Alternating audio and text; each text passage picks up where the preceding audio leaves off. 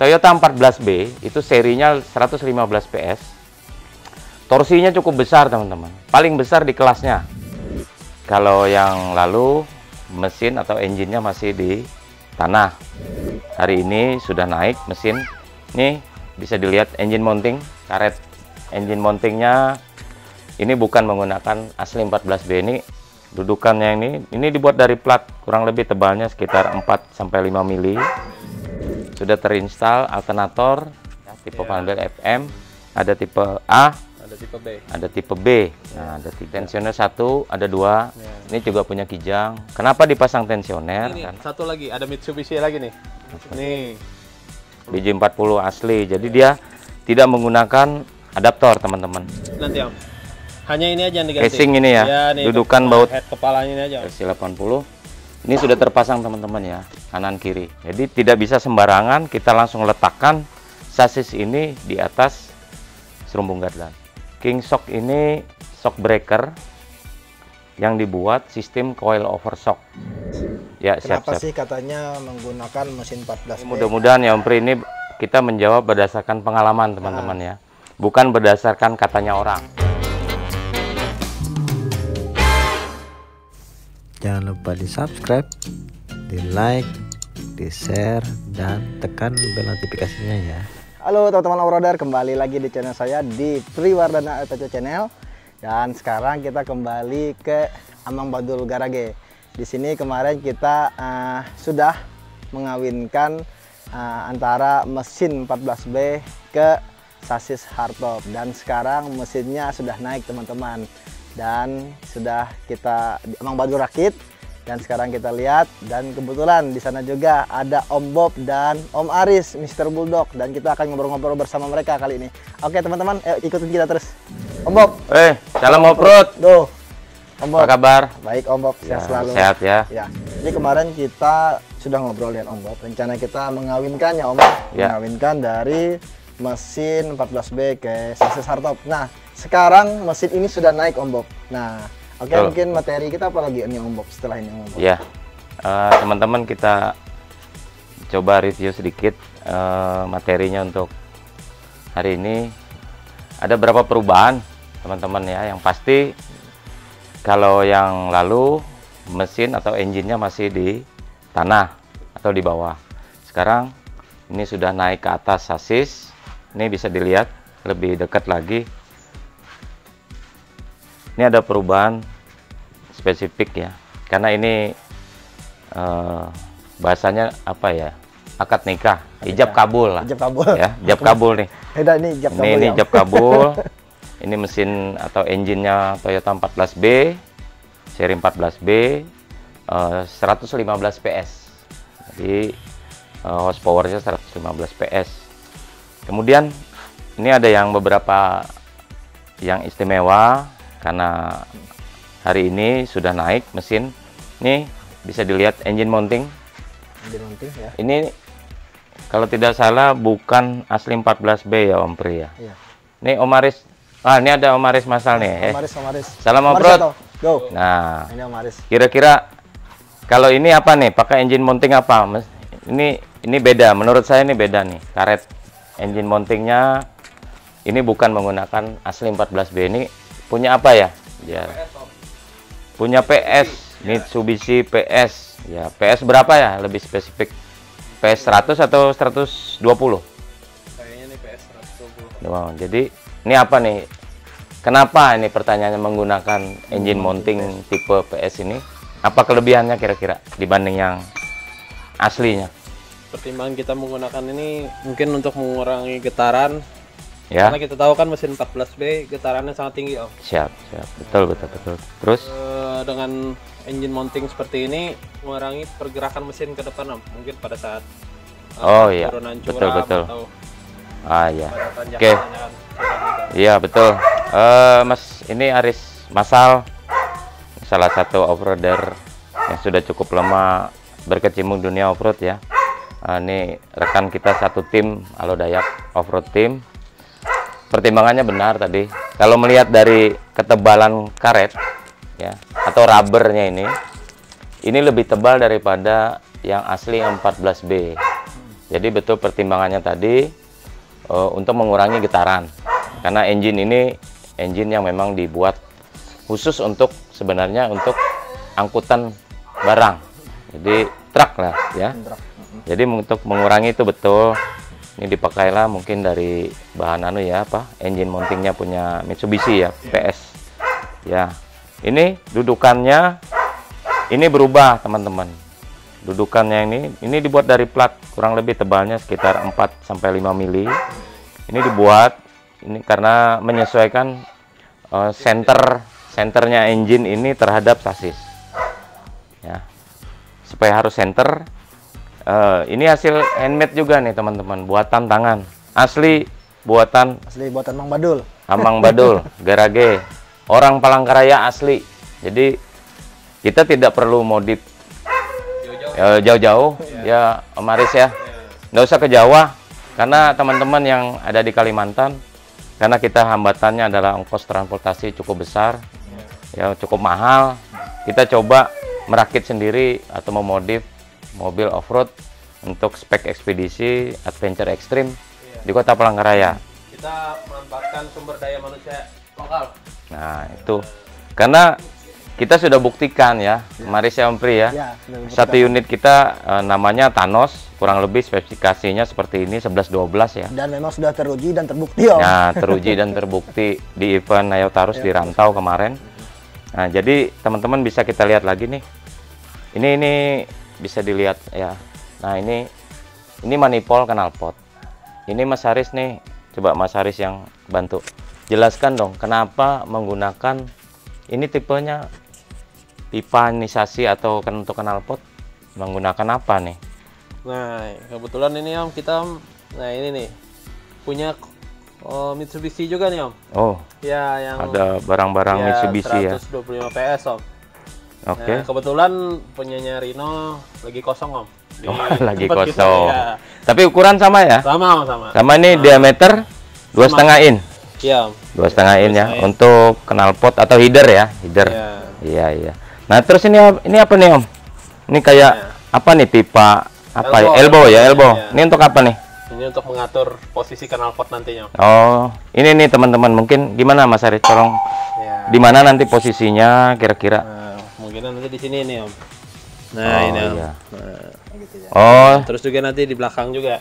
Supaya ini ya sudutnya knalpot bisa disesuaikan dengan mempermudah posisi posisi dari ujung knalpot nanti Om. Oh iya betul. Berarti ini header, nanti ada resonator, mungkin ada muffler ya. Tapi sebelum ini mungkin harus dipasang ini. Ini teman-teman nih. Ini namanya fleksibel knalpot. Ini punya apa ya, Mas Haris? Kemarin punya Mitsubishi juga ya, punya Kentar Om. Lagi-lagi punya Mitsubishi. Jadi mobilnya gado-gado benar ya. Nah, jadi ini posisinya di sini ya, kira-kira dipasang di sini teman-teman. Di bawahnya Om. Ini ini header, manifold knalpot, header nanti di sini dipasang, nanti mungkin di sini ya posisinya ya di bawah. Di bawah. Nah, di sini teman-teman. Jadi ini di bawah knalpotnya. Nah, ke bawah. Terus setelah fleksibel, dia ada resonator. Nah, nanti di sini kita kasih ini tabung itu. Oh. Tabung muffler. Muffler ya. Iya, mufflernya. Oke, nah kita lihat nih teman-teman lagi. Ini ada perubahan Nih ada perubahan nih teman-teman. Bisa dilihat. Sudah terpasang ya. Sudah terinstal alternator untuk pengisian kelistrikan. Ada pompa power steering. Ini punya Toyota Kijang 7K atau Kijang Grand ya, seri Kijang Grand 1,8 ya. Ini puli sudah terpasang teman-teman ya. Ini ada beda-beda ya, fan belt ya, tipe fan belt FM, ada tipe A, ada tipe B, ada tipe B. Nah, ada 3 ini teman-teman, jadi ada 3 jalur. Nah, ini juga kompresor AC. Oh, kita menggunakan Xenia 1000. Nah. Xenia 1000, jadi nggak ada perubahan ya, puli ya? Nggak ada. Langsung PNP ya? Iya, PNP. Karena dia sudah menggunakan. Nah, ini teman-teman juga nih bisa lihat nih, ini namanya tensioner. Ya. Tensioner 1, ada 2. Ini juga punya Kijang. Kenapa dipasang tensioner? Karena untuk kestabilan kekencangan fan belt. Ya. Nah, ini sudah dirancang dudukannya teman-teman, Nah, supaya ini mudah. tensionernya nih punya Innova ini Om. Nah, punya Innova, Ya, Toyota ya. Innova. Oke. Ini kemudian ini jalur radiator yang di atas juga ya. Ini kira-kira Nah perubahannya. ini nih satu lagi, ada Mitsubishi lagi nih. Nih, Oh, filter solar. ya pompanya, pompa solar. Pompa dan filter ya. Ya, pompa dan filternya kita menggunakan punya L300 diesel nih. L300 diesel. Oke. Ini teman-teman ya, ini engine 14B, Toyota 14B. Ini transmisi punya BJ40 diesel Ya, atau hardtop solar Om. atau hardtop Yang solar. umumnya. Ini berapa? 4 speed maju, 1 mundur ya. Ya. Nah, jadi kemudian ini satu set menggunakan juga transfer case BJ40. BJ40 asli. Jadi dia tidak menggunakan adaptor, teman-teman. Ya. Jadi ini memang satu set untuk dikawinkan dengan engine-nya 14B. Nah, ini nih teman-teman, ini rekomendasi untuk teman-teman yang mau pakai mesin 14B, kepala babinya bisa menggunakan BJ40 karena dia VNP Om. Oh, Nah, PNP. cuman nanti di Sedikit perubahan. ya, sedikit perubahan di dinamo starter Om. Ya, Karena dinamo starter. Headnya dinamo starter kita harus pakai 14. Mana tadi pakai ada barangnya nggak? 40 juga. Ada barangnya tadi dinamo starter tadi? Nah, ini Om. Nah, ini Om. Nah, itu. Ini teman-teman ya lihat. Nah, posisinya waktu Nah, dipasang. Ini yang diganti nanti Om. Hanya ini aja yang diganti. Casing ini ya, nih, dudukan untuk, baut head kepalanya ini aja Om. baut atas. Ya, karena selisihnya selisih sedikit Dengan lah ini yang ya. buat atas. Selisih ini dengan ini Jadi ya. kalau kita pakai kepala babinya BJ40, jadi kita kepala dinamo starternya juga harus pakai BJ40 Om. Karena Atau punya 14B agak ada selisih baut sedikit Om. jadi mungkin nanti dirubah ya, dibuat Ya, lagi. atau bisa juga kalau teman-teman mau dirubah posisinya bisa nih, tinggal kita potong, kita laskan lagi di sini. Mungkin las aluminium Ya, atau las aluminium, argon ya. ya. Ya, oke. Nah, ini teman-teman nih ada perubahan suspensi teman-teman. Nah, kalau kemarin yang lalu itu arm, ini bisa dilihat arm yang kita setup di sini ini menggunakan PX80, Toyota PX80, LC80. Ini sudah terpasang teman-teman ya, kanan kiri. Nah, kanan kiri sudah terpasang. Nah, ini teman-teman, mungkin ada yang tanya, kenapa ini ada pipa? Ya, ada pipa dari sasis ke gardan atau ke serumbung gardan namanya. Ini gunanya untuk apa? Kita mengunci, teman-teman. Mengunci posisi daripada senternya sasis terhadap gardan. Jadi tidak bisa sembarangan kita langsung letakkan sasis ini di atas serumbung gardan. Jadi ini fungsinya untuk mengunci supaya Letak gardan dan sasis pas. Iya. Benar-benar center. Betul-betul center ya dapatnya Iya. itu. Nah, nih teman-teman kalau tadi bingung, nih ada warna biru-biru. Wah, ini bisa di deket-deket nih. Ini mereknya apa nih teman-teman?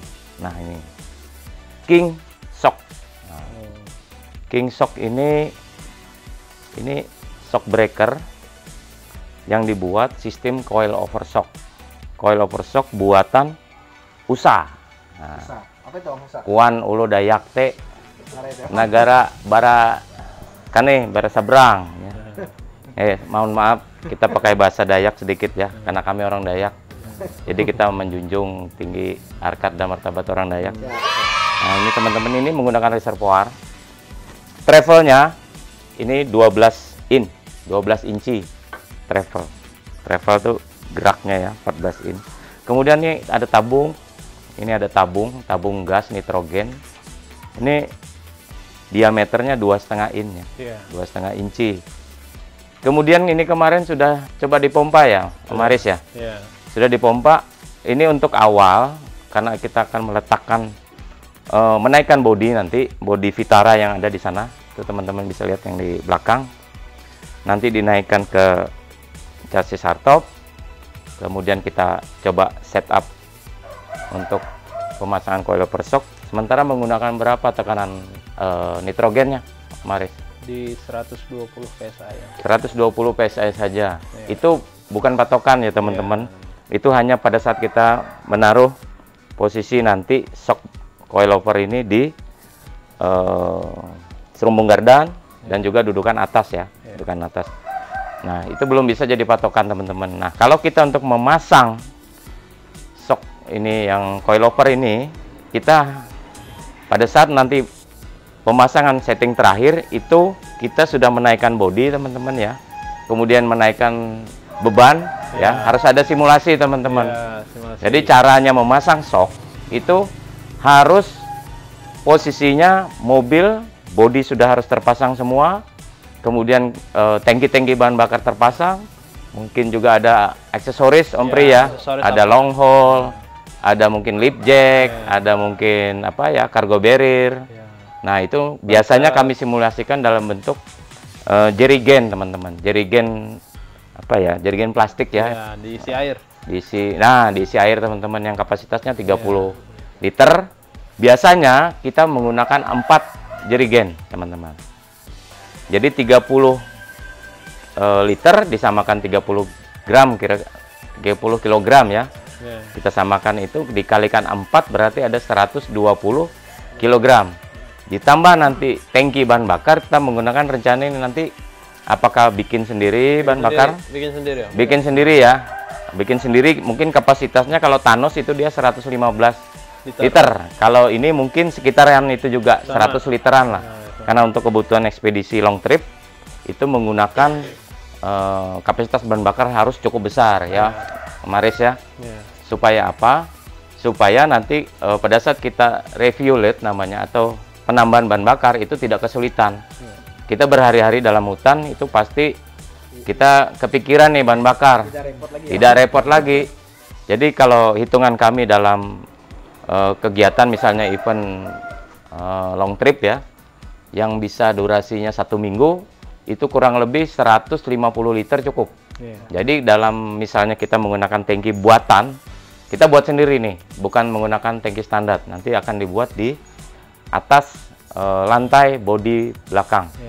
Jadi dia tidak ada lagi menggunakan di bawah sasis. Kenapa? Karena untuk melindungi benturan, menghindari kerusakan tangki bahan bakar ya teman-teman. Nah, ini kira-kira posisinya seperti itu teman-teman. Ini kita kembali ke coilover shock. Ini nanti shocknya King ini kita pasang di serumbung gardan. Posisinya kurang lebih seperti ini nanti kalau udah jadi. Di atas mungkin saya gambarkan, di atas nanti dudukannya terbuat dari pipa seamless ya. Pipa seamless untuk dudukan atas dan plat di dudukan bawah. Pipa ya Om ya nanti ya? Oh ya, jadi nanti gambarannya kalau bisa lihat di reviewnya Thanos itu ada pipa melintang antar dudukan coilover shock ini ya. Yang atas itu akan melintang, itu namanya strut bar. Strut bar namanya. Itu pipa itu bahannya juga dari pipa seamless, nggak bisa pipa gas. Karena kita mengukur untuk kekuatan ya. Kalau nggak salah itu Om, fungsinya ada 2 fungsi ya. Untuk selain stabil ya. Gerak kiri kanan, shock breaker, dan juga sebagai pelindung mesin, mungkin betul, pada saat kelontang gitu. Boleh, betul. Biasanya itu banyak fungsinya lah. Selain dari dia untuk menahan stabilitas di track artikulasi ya, negatif-negatif, dia menahan sehingga apa, goyangan body roll itu kurang. Nah, jadi lebih stabil gitu. Kira-kira seperti itu dulu gambarannya teman-teman hari ini. Jadi Om Bob ini Om, sebelum kita berakhir Om Bob ya. Nah, jadi ada pertanyaan dari teman-teman viewers. Kenapa sih katanya menggunakan mesin 14B, kenapa nggak menggunakan mesin PS1? Oh iya. Itu kan lebih betul. kuat tenaganya. Kalau mesin 14B ini banyak kelemahan katanya. Oke.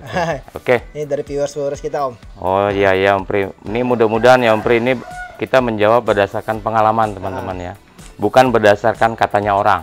Jadi kalau kami selama ini bersama Om Aris ini kan, Maris Masal ini kita ikut event-event ya, yang tracknya memang super ekstrim lah.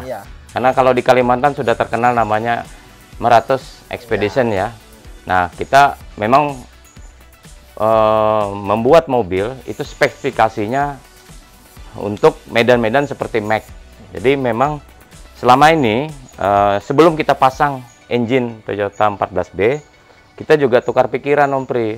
Kita banyak bertanya karena kita orang di kampung, kita orang di pedalaman ini kurang mengerti lah engine yang cocok ya. Jadi pertama memang banyak masukan dari teman-teman off-roader di Pulau Jawa. Nah, itu teman-teman yang biasa ikut event di IOX, yang ya artinya event-event yang cukup berat gitu ya. Mereka teman-teman ini merekom ke kita gitu loh. Jadi bukan juga kami ngotot dengan keinginan kami, tapi juga rekomendasi dari teman-teman off-roader di Jawa. Jadi mereka menggunakan merek Toyota. Ini salah satunya, kalau boleh kami ulas di sini ya, untuk bantu-bantu untuk menambah pengetahuan Om Pri. Toyota 14B itu serinya 115 PS. Torsinya cukup besar teman-teman, paling besar di kelasnya.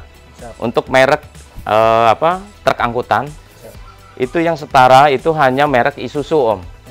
Nah, Isuzu itu dengan Toyota untuk torsi dia memang cukup tangguh, cukup teruji dan besar.